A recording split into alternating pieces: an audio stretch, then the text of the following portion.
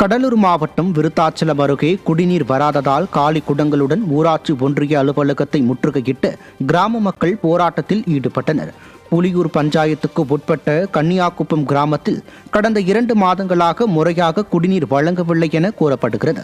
இதுகுறித்து ஊராட்சி செயலாளரிடம் முறையிட்டதற்கு போதிய நிதி இல்லை என அலட்சியமாக பதில் அளித்துள்ளார். இதையடுத்து மாவட்ட ஆட்சியரிடம் கோரிக்கை மனு அளித்தும் இதுவரை எவ்வித நடவடிக்கை எடுக்கவில்லை. இதனால் விரக்தியடைந்த கிராம மக்கள் சுமார் 30க்கும் மேற்பட்டோர் காலி குடங்களுடன் விருத்தாச்சலம் ஊராட்சி ஒன்றிய அலுவலகத்தை முற்றுகையிட்டு போராட்டத்தில் ஈடுபட்டனர். விடியா ஸ்டாலின் ஆட்சியில் குடிநீர் உள்ளிட்ட அத்தியாவசிய தேவைகளுக்கே திண்டாடும் நிலை உள்ளதாக பொதுமக்கள் குற்றம் சாட்டினர்.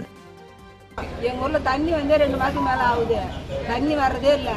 டேங்க் கழுவ மாட்டாங்க. தண்ணி ஒரே அழுக்கு தண்ணியாக தான் வருது. அதுக்கு எனக்கு தண்ணி மூலம் திருப்பி 2 கிலோமீட்டர் போய் தான் போய் மொண்டு வரணும். தண்ணி வர வேலையே இல்லை. அது என்னன்னு யாருமே கண்டுக்க மாட்டாங்க, எதுவும் பண்ண மாட்டாங்க.